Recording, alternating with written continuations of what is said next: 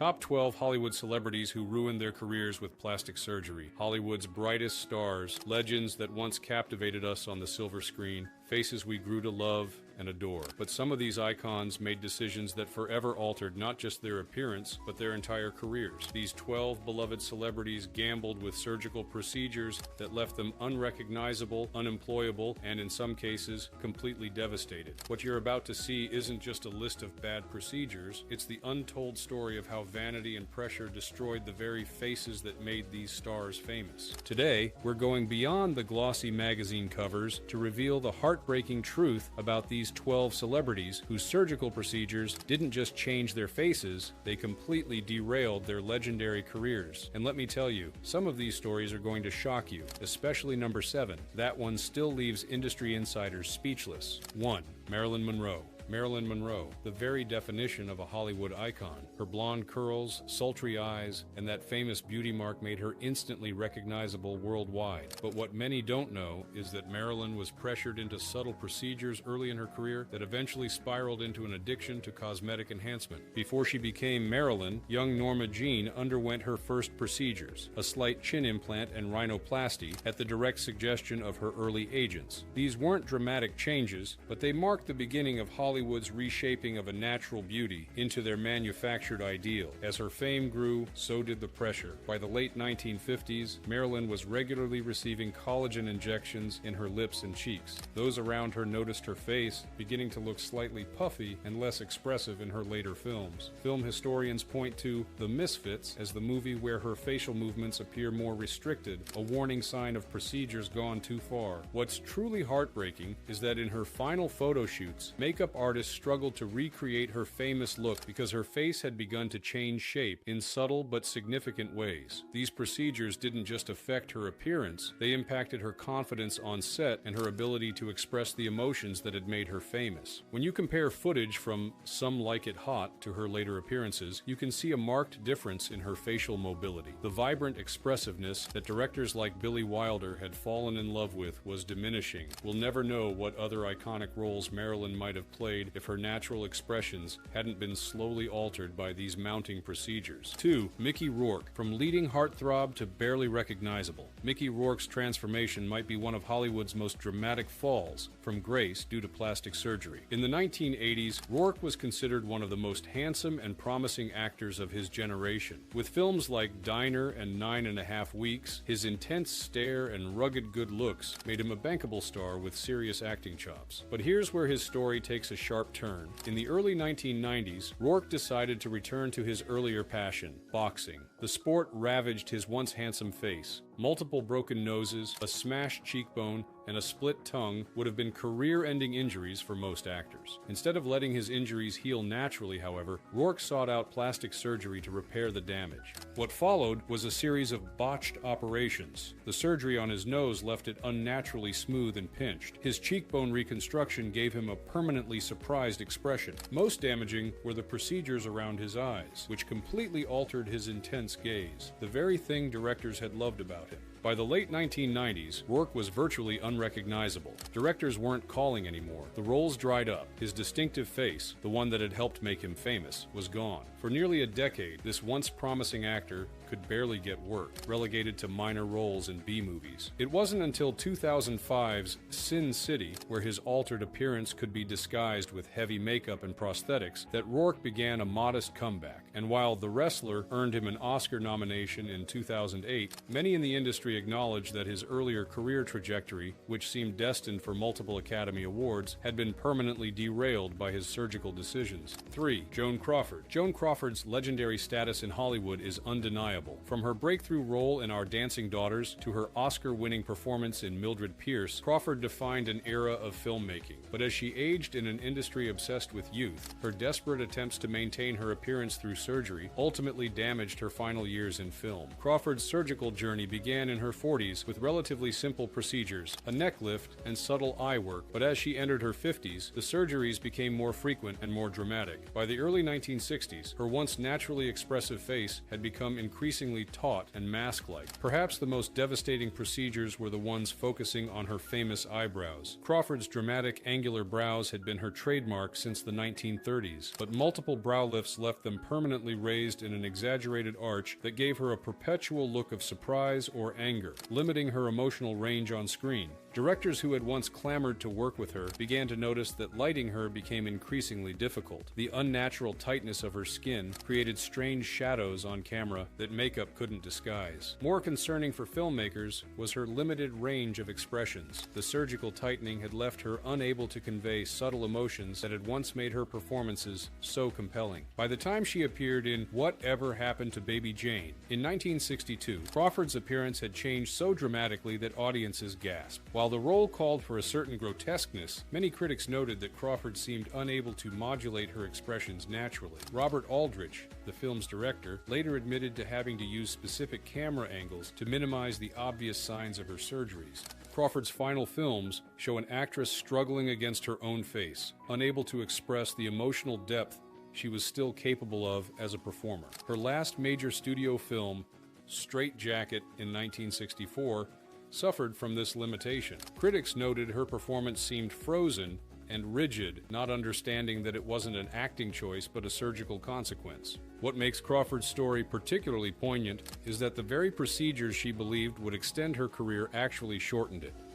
By attempting to preserve her youth, she inadvertently compromised the expressive range that had made her a star in the first place. 4. John Wayne. John Wayne, the quintessential American cowboy and one of Hollywood's most enduring icons, seems like an unlikely candidate for plastic surgery. But even the Duke wasn't immune to Hollywood's pressure to maintain a youthful appearance, especially as he continued to play romantic leads well into his 60s. Wayne's approach to plastic surgery began subtly in the late 1950s, as he entered his 50s but was still being cast as virile heroes opposite much younger leading ladies. His first procedures were relatively minor, a neck lift and eyelid surgery designed to maintain his rugged appearance without making him look done. But by the mid-1960s, Wayne had undergone more extensive work, including a lower facelift that noticeably changed the shape of his jawline, that famously strong jaw that had been a signature part of his screen presence. Directors and cinematographers who had worked with Wayne for decades suddenly found themselves struggling to light him in ways that minimized the unnatural tightness around his jawline and neck. The most obvious change came after a particularly aggressive facelift in 1968, right before filming True Grit. Observant fans noticed that Wayne's trademark squint, a fundamental part of his tough guy persona, had been altered. The surgery had tightened his eyes to the point where the squint appeared forced rather than natural. Howard Hawks, who had directed Wayne in numerous classics, privately expressed concern that the actor's face had lost some of its natural weathering, the very thing that had made him believable as a rugged frontiersman or soldier. In their final collaboration, Rio Lobo, 1970, Hawks was forced to use specific lighting techniques to try to recreate the shadows and contours that surgery had eliminated from Wayne's face. Wayne's later films received increasing criticism for his stiff appearance and limited facial expressions. Critics, who had previously praised his understated emotional performances, now found him appearing wooden and unexpressive. What these critics didn't realize was that Wayne was physically unable to produce the subtle expressions he once had.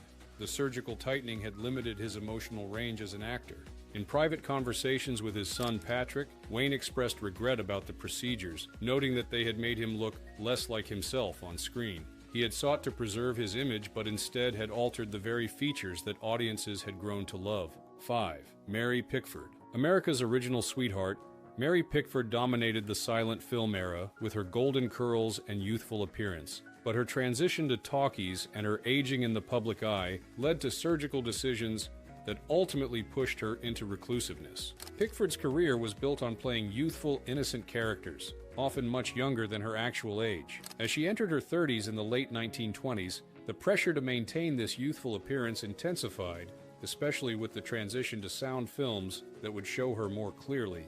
Her first surgeries in the early 1930s were relatively conservative by today's standards, a subtle eye lift and work around her jawline designed to maintain her heart-shaped face. But as the decade progressed, Pickford became increasingly concerned about preserving her famous youthful appearance. By the late 1930s, Pickford had undergone multiple facelifts that dramatically changed her appearance. The procedures left her with an unnaturally taut face that lacked the expressiveness that had made her such a compelling, silent film actress. Directors found that close-ups, once Pickford's specialty, no longer worked because her face couldn't convey the subtle emotions required. The most dramatic surgery came in 1939, right as she was considering a comeback role. An aggressive facelift left her with a perpetually surprised expression and severely limited her ability to show emotion on her face. After seeing test footage, Pickford reportedly broke down in tears, realizing that the procedures had permanently altered her ability to act with the nuance she was known for. Rather than continue with a diminished version of her craft, Pickford made the drastic decision to retire completely from public view. She retreated to Pickfair, her estate, where she lived an increasingly reclusive life, refusing to be photographed or filmed. When visitors did see her, they often commented on how unnaturally tight her face appeared, frozen in a perpetual mask of youth that paradoxically made her seem older and distinctly artificial. In her later years, Pickford rarely left Pickfair. When she did agree to receive the Academy Honorary Award in 1976, she accepted it at home, refusing to appear at the ceremony. The few who saw her in her final years described a woman whose face had become a cautionary tale of Hollywood's impossible standards. 6. Montgomery Clift. Montgomery Clift's story represents perhaps the most tragic intersection of accident, reconstructive surgery, and a brilliant career cut short. Before 1956, Clift was considered one of the most handsome and talented actors of his generation. With his intense performances in films like A Place in the Sun and From Here to Eternity, he brought a new kind of sensitive masculinity to Hollywood. His perfectly chiseled features made him an instant star, but his extraordinary talent made him a legend in the making. Then came the accident that would forever alter his life and career. Driving home from a dinner party at Elizabeth Taylor's house, Clift crashed his car into a telephone pole, severely damaging his face. His nose was broken, his jaw shattered, and his facial nerves badly damaged. Taylor herself reportedly ran to the wreckage and saved him from choking on his own teeth. The reconstructive surgeries that followed were extensive and, given the limitations of 1950s medical technology, only partially successful. Despite the best efforts of plastic surgeons, Clift's face was permanently altered. The left side remained partially paralyzed, his once perfect features now asymmetrical and slightly frozen. When Clift returned to filmmaking in Raintree County, the differences were immediately apparent. Directors could no longer shoot him from all angles. His good side became the only viable option for close-ups. His famous expressiveness was diminished, with the left side of his face notably less mobile than the right. As a testament to his extraordinary talent, Clift adapted his acting to work within these new limitations. He received an Academy Award nomination for Judgment at Nuremberg, years after the accident, proving his abilities transcended his changed appearance. But the roles became fewer, and the strain of adapting to his new face took a tremendous toll. Increasingly dependent on alcohol and painkillers, Clift struggled through his final films. Directors who had once considered him among Hollywood's greatest talents now found him difficult to work with and challenging to shoot. His final completed film, The Defector, shows an actor still capable of conveying deep emotion, but clearly struggling physically. What makes Clift's story different from others on our list is that his surgeries were reconstructive necessities rather than elective vanities. Yet the outcome was similarly devastating to his career. The very face that had helped make him famous was irrevocably altered, and with it, his prospects in an industry built on image. In private moments, Clift would often stare at photos of himself from before the accident, mourning not just his lost looks, but the ease with which he had once been able to express emotion on screen. "The only line in my face is the one they cut," he once said, referring to the surgical scars that now defined his appearance. 7. Judy Garland. Unlike many on our list, Judy Garland's story involves plastic surgery procedures that were forced upon her by studio executives from an alarmingly young age, procedures that would contribute to lifelong insecurities and addiction issues. Garland was just 16 when MGM executives first decided her appearance needed correction. Despite her extraordinary talent, studio head Louis B. Mayer considered her nose too wide and her teeth imperfect. Without proper consent or consideration for her young age, Garland was sent for rhinoplasty procedures that would forever alter her natural appearance. But the physical changes were just the beginning. To complement her new face, Garland was fitted with removable caps on her teeth and special rubber discs that changed the appearance of her jawline and were incredibly painful to wear during long shooting days. These weren't surgeries per se, but they represented the extreme measures the studio would take to alter her natural appearance. Perhaps most disturbing were the facial contouring sessions Garland was forced to endure, where doctors would physically push on her nose cartilage in painful weekly appointments designed to refine its shape without additional surgery.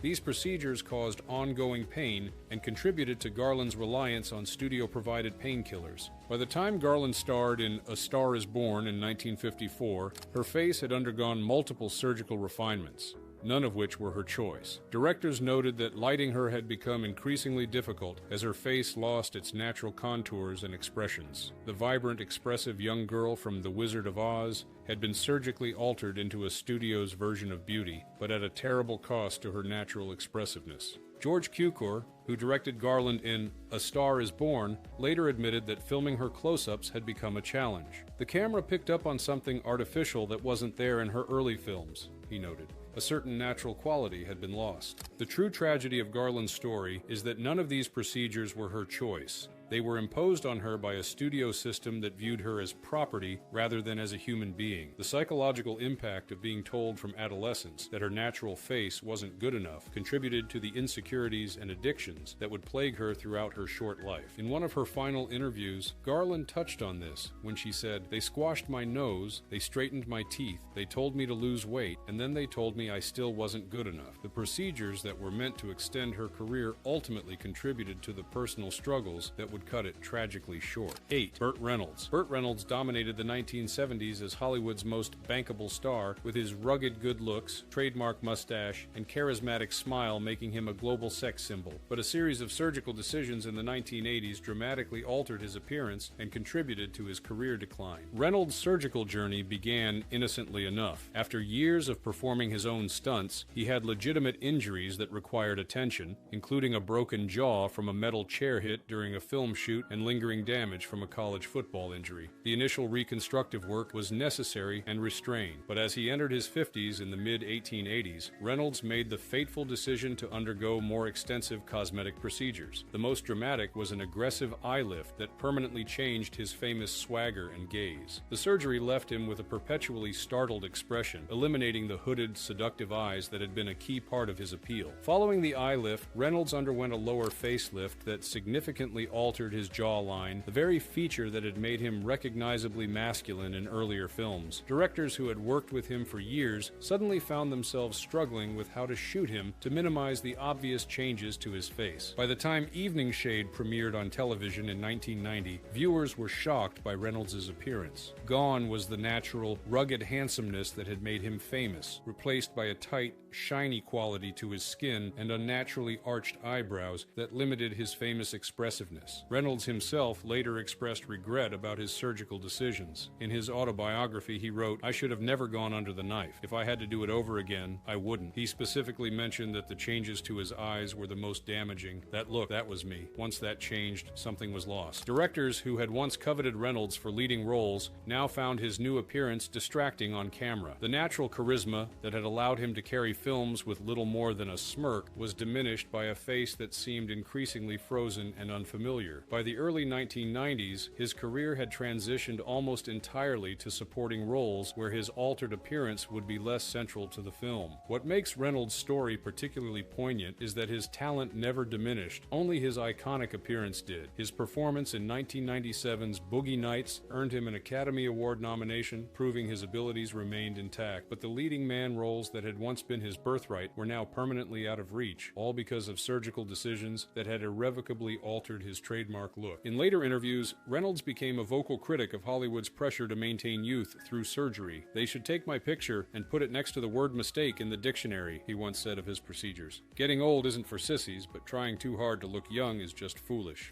9. Elizabeth Taylor. Elizabeth Taylor, with her legendary violet eyes and perfect features, was considered one of the most beautiful women in Hollywood history, but her later surgical decisions dramatically altered the very face that had launched her career and made her a global icon. Taylor's relationship with plastic surgery began relatively late compared to her contemporaries. Well into her 40s, she maintained her natural beauty with minimal intervention, but as she entered her 50s in the 1980s, Taylor embarked on a series of increasingly aggressive procedures that would significantly change her appearance. The most dramatic changes came after a facelift in the mid-1980s that noticeably altered the shape of her famous eyes, the very feature that had made her instantly recognizable worldwide. The surgery lifted her eyebrows to an unnatural height and changed the almond shape of her eyes to a more rounded appearance, diminishing their distinctive cat-like quality. Following this initial work, Taylor underwent multiple procedures on her jawline and neck that created an unnaturally taut appearance. Directors who had once considered her one of the most photogenic actresses in history now struggled with lighting her for appearances in interviews. The natural contours of her face that cinematographers had loved were replaced with tight, reflective skin that created challenging highlights on camera. Perhaps most damaging to her later career was the loss of her extraordinary expressiveness. The Elizabeth Taylor of Who's Afraid of Virginia Woolf had been capable of conveying complex emotions with the slightest facial movement. After her surgeries, that subtlety was diminished, leaving her less capable of the nuanced performances that had won her 2 Academy Awards. By the 1990s, Taylor's appearance had changed so dramatically that younger audiences barely associated her with the legendary beauty from Cleopatra and Cat on a Hot Tin Roof. Her final film appearances and television roles were limited by both her health issues and the constraints of her surgically altered face. Mike Nichols, who had directed her Oscar-winning performance in Who's Afraid of Virginia Woolf, Swing later said in a private conversation that he'd considered Taylor for a role in one of his later films, but found that the Elizabeth I knew, the one who could convey volumes with just her eyes, wasn't quite there anymore. The surgeries had altered not just her appearance, but her fundamental tools as an actress. What makes Taylor's story particularly tragic is that she had frequently spoken out about embracing aging naturally in her earlier years. In interviews from the 1970s, she had criticized Hollywood's obsession with youth and suggested that character in a face was more interesting than perfection. Yet the industry's relentless pressure eventually wore down even someone as independently minded as Taylor. In her final years, Taylor seemed to regret her surgical decisions. Though she rarely discussed them publicly, friends reported that she often looked at photos of herself from the 1950s and 60s with sadness, once commenting, "That's who I really was. I shouldn't have tried to be someone else." 10.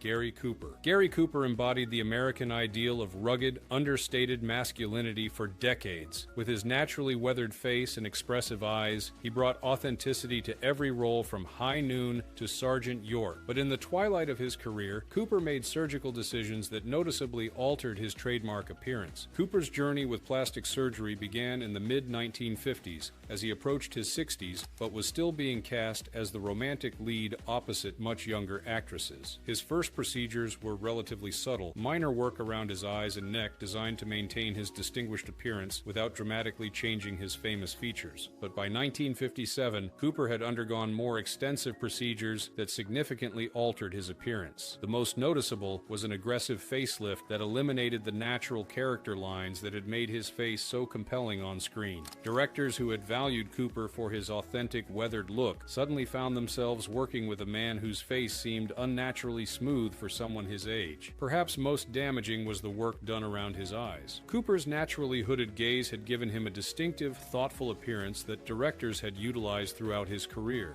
The eye lift he underwent lifted his brows and tightened the skin around his eyes to such a degree that this trademark expression was permanently altered. Fred Zinnemann, who had directed Cooper to an Academy Award in High Noon, reportedly struggled when working with him on a later project. The natural weathering that had made Cooper so believable as the principal crippled Marshal Will Kane had been surgically erased, making it harder for him to convey the world-weary authority that had been his trademark. In his final film, The Naked Edge, 1961, critics noted that Cooper appeared unnaturally preserved and that his performances had lost some of the subtle expressiveness of his earlier work. What these critics didn't realize was that Cooper was physically unable to produce the subtle expressions he once had. The surgical tightening had limited his emotional range as an actor. The greatest irony in Cooper's case was that his weathered, authentic appearance had been central to his appeal. Unlike many actors who might have benefited from looking younger, Cooper's entire persona was built on a certain rugged maturity. By attempting to preserve his youth, he inadvertently diminished the very quality that had made him a star. In private conversations with his friend Ernest Hemingway, Cooper expressed regret about his decisions,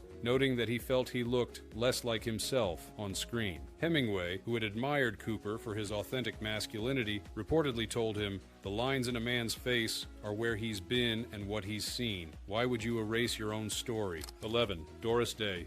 Doris Day charmed audiences worldwide with her sunny personality, melodic voice, and natural, wholesome beauty. But as she aged in Hollywood, the pressure to maintain her youthful appearance led to surgical decisions that would contribute to her eventual retreat from the spotlight. Day's relationship with plastic surgery began more conservatively than many of her contemporaries. Well into her 40s, she maintained her natural appearance with minimal intervention. But as the 1960s progressed and youth culture dominated Hollywood, Day felt increasing pressure to preserve her image as America's perpetual girl next door. Her first significant procedures came around the filming of With Six You Get Egg Roll in 1968. Day underwent a subtle facelift and work around her eyes designed to maintain her familiar appearance. Unlike some on our list, these initial procedures were relatively conservative and preserved much of her natural expressiveness. The problems began when Day underwent more aggressive surgeries in the early 1970s as she prepared for her television series, The Doris Day Show. An extensive facelift significantly tightened her naturally expressive face, while work on her distinctive smile, adding veneers and altering her lip line, changed one of her most recognizable features. Directors and cinematographers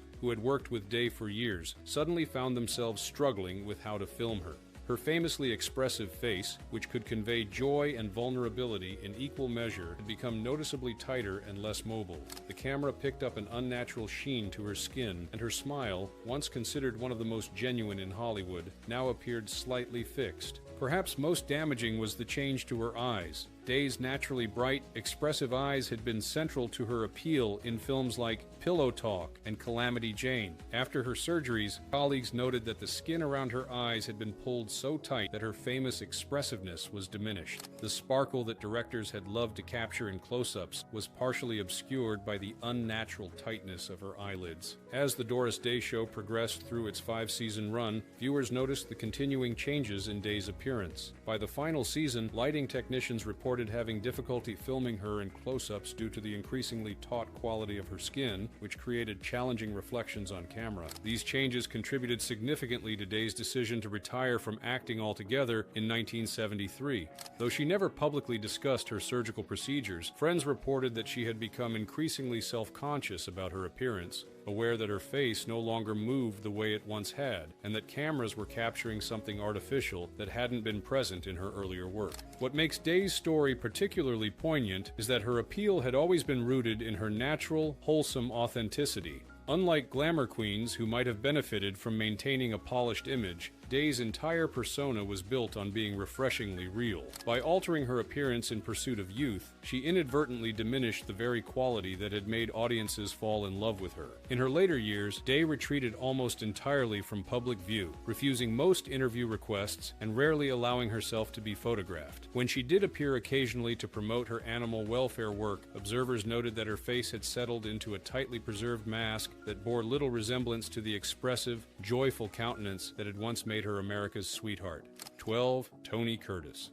Tony Curtis rose to fame with his striking good looks, famously compared to a young Cary Grant. His perfect features and charming smile made him an instant star in films like Some Like It Hot and The Defiant Ones. But as he aged, Curtis made surgical decisions that dramatically altered his once perfect appearance and contributed to the decline of his A-list career. Curtis's journey with plastic surgery began in the mid-1960s as he entered his 40s, but was still being cast as youthful leading men. His first procedures were relatively modest, a subtle eye lift and minor work on his jawline designed to maintain his youthful appearance without drastically changing his famous features. The problems began in the 1970s when Curtis underwent more aggressive procedures that significantly altered his appearance. Most noticeable was an extensive facelift that eliminated his natural smile lines but created an unnaturally taut appearance. Directors who had valued Curtis for his expressive face suddenly found themselves working with an actor whose expressions seemed limited and slightly frozen. By the late 1970s, Curtis had undergone multiple procedures that dramatically changed his once perfect features. The most damaging was work around his eyes that permanently altered his famous gaze. The naturally expressive eyes that had made him so compelling in dramatic roles were now surrounded by unnaturally tight skin that limited his ability to convey subtle emotions. Billy Wilder, who had directed Curtis to one of his greatest performances in Some Like It Hot, reportedly commented after seeing him in the late 1970s, "Tony's face doesn't move the way it used to, and in this business, that's a problem." The very director who had captured Curtis's comedic and dramatic range now observed that his surgical choices had limited those abilities. Curtis's career trajectory changed noticeably after these procedures. Where he had once been considered for prestigious dramatic roles, he now found himself relegated to guest appearances on television shows and supporting roles in B-movies where his altered appearance would be less central to the production. In interviews from the 1980s, Curtis occasionally expressed regret about his surgical decisions. When asked about aging in Hollywood, he once said, "I went too far trying to stay young. We all want to look our best, but there's a point where you cross a line, and I crossed it."